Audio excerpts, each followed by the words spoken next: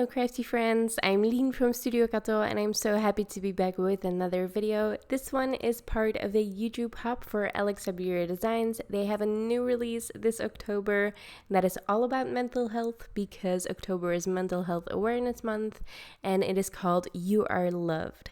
I'm going to be making a watercolor critter card and while I'm coloring it, I am going to talk about the giveaway and all the information about the hop as well.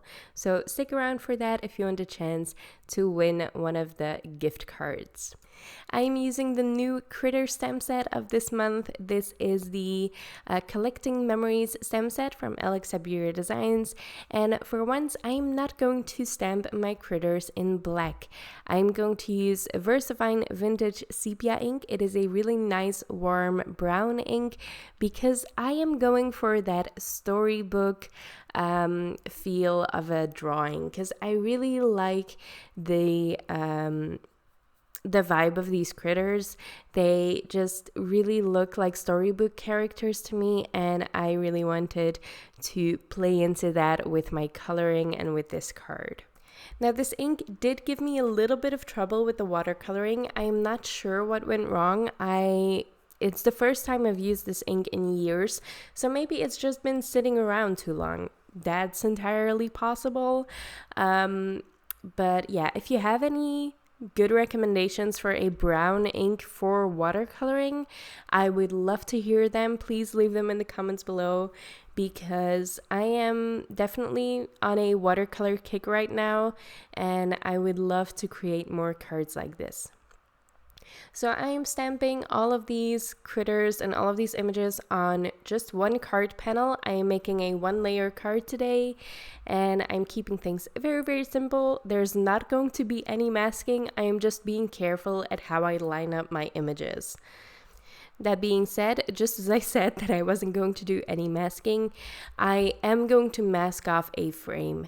Often when I'm making a 1-layer card like this, especially when it's watercolor, I like to just mask off the edges. I line it up on my grid mat and these are centimeter marks, it doesn't really matter, but I just use the grids to make sure that my tape is on straight. And then I put it on another work surface that I can move around because I do like to move around my panel while I'm painting. I'm using my Magello Mission Gold watercolors and I am going to color the background first. I color the background first because the colors are softer and I also use a much wetter technique on the background than I will do on the images itself. So if I mess up the background and I color some blue on my bear or I color some green on my pumpkin, it doesn't really matter. These colors are going to be softer, so if I color the pumpkin after, so if I mess up and I get some green on my pumpkin, which I do, by the way, I color outside of the lines all the time, especially when watercoloring. So I got a lot of blue on my fox and on my bear, and I got quite a bit of green on my pumpkin. But because the brown I use for the bear is a lot stronger than that blue, I can just cover it up and no one is going to know. So if you have softer colors in the background, especially when watercoloring, it's a lot easier to just paint your background first and then do your critters. I'm using a flat brush for the background that is just going to help me apply a nice flat wash, and because it's such a large area, it's going to make it a lot quicker too. Once that's done, I am going to heat set it, and I did do a second layer on top of my background because I thought it was a little bit too pale, but I cut that out for some reason. I didn't film it for some reason. So yeah. I did do a second layer on there, but it was just the same as the first one. It was just to intensify the colors a little bit.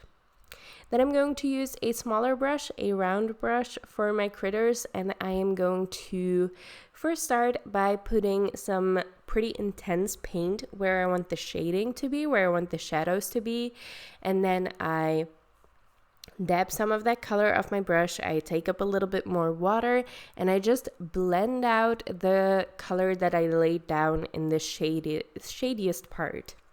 And that is going to give you a really soft shading of these critters.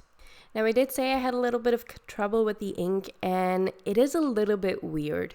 I am not sure if the paint is just traveling, although it shouldn't because my paper wasn't wet at this point, but it feels like the ink, or maybe the paint, I don't know, but something is bleeding around the lines, and I have never had that happen with the VersaFine Onyx Black ink, but with this ink, yeah, I had a little bit of trouble. I didn't know how to fix it, and in the end I just left it as is, and I honestly think it looks kind of cool with this storybook look, because it makes the edges look a lot softer than they were, so I kind of like it, but it's not a look that I want every time. So again, if you have recommendations for a good brown ink for watercoloring, I would love to hear them. Please leave them in the comments below, because a comment is also a chance to win in this giveaway. So let's talk about that giveaway, because I haven't mentioned it yet.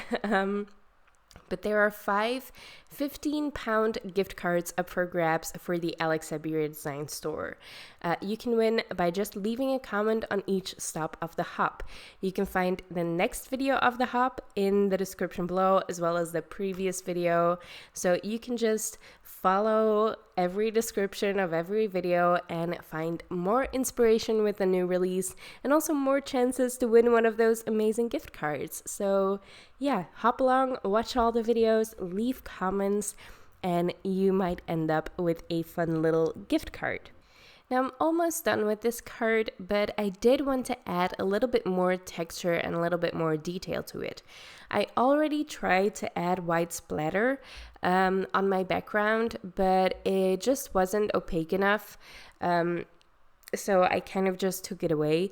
Instead, I'm just going to add a little bit of white gel pen. I'm going to add highlights to my images, and I am also going to add the look of splatter in certain spots in the background. It's not really going to look like anything other than texture in my paint, and I love that look. So yeah, that's it. I forgot to also finish this card on camera, but really all I did was just tape this or glue this onto a white note card. So yeah, that is the finished card. I love how this looked. I absolutely adore these critters. They are so fun, and you can put anything in that little card. You don't even have to add the card on the back of the bike. So yeah, very versatile, and I love critters on bikes for some reason. It just always works. I love how it adds subtle movement to the scene. I hope you liked the card. I hope you liked the video. Sorry about my voice. I'm still quite sick. So yeah, I still have a lot of videos to record while I sound like this. I am very sorry about that, but there's a schedule I have to stick to. So yeah. Anyway, thank you so much for watching. I hope you check out the other videos in the hop, and I hope you enjoy those too. And of course, you can always subscribe if you want to see more of my videos, because I would hope to see you next time. Thank you so much for watching. Bye!